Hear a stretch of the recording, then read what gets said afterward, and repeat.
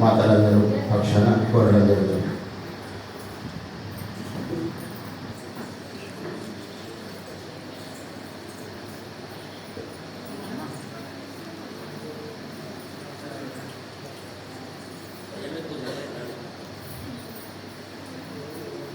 శ్రీమాధవ ప్రసాదాన్ని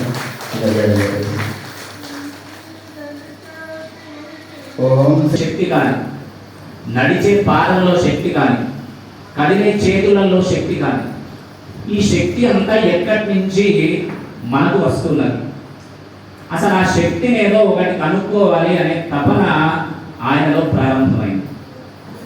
ఆయన తపన చివరి దాకా పోయింది. ఎన్ని ఆధ్యాత్మికమైన సత్సంగ గోష్ఠీలు చెప్పినా ఆయన మనసులో మట్టికి ఇంకా శంక పోవడం లేదు.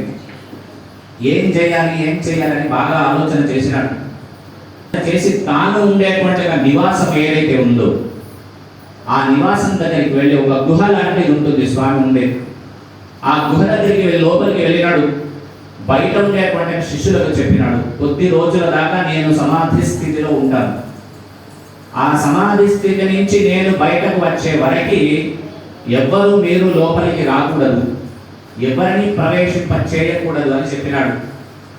చెప్పి తనకు ఉండేటువంటి ఒక ఖేచరీ విద్య, ఎన్నో విద్యలు ఉన్నాయి, అనివార్య అష్టసిద్ధులు ఉన్నాయి, నవనిధులు ఉన్నాయి. వెళ్ళినటువంటి ఒక శంకరాచార్య స్వామి వారు తన ఖేచరీ విద్య ద్వారా తన యొక్క పయనం ప్రారంభం చేసినారు.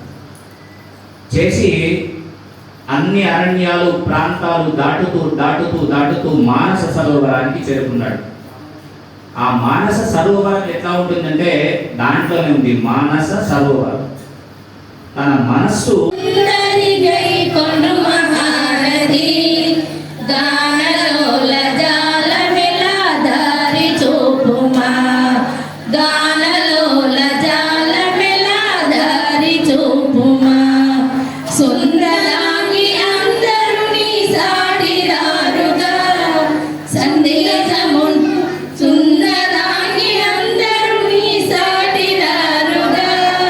సందేహమును అందముగా తీర్చ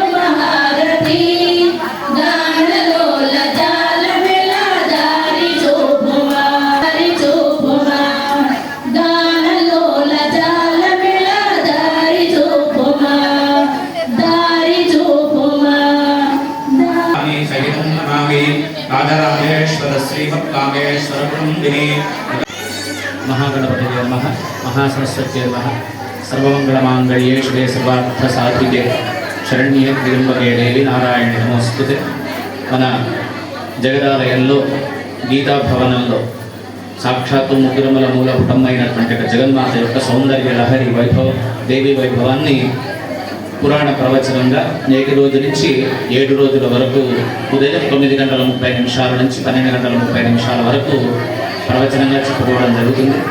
మొట్టమొదటి రోజున గణపతి పూజ పుణ్యాహవాచనంతో ప్రారంభమై చివరి రోజు శనివారం వరకు ఈ కార్యక్రమం కొనసాగుతుంది. దీనిలో మొట్టమొదటి రోజున బాలాత్రిపుర సుందరి స్వరూపంలో కుమారి పూజ జరిగినది.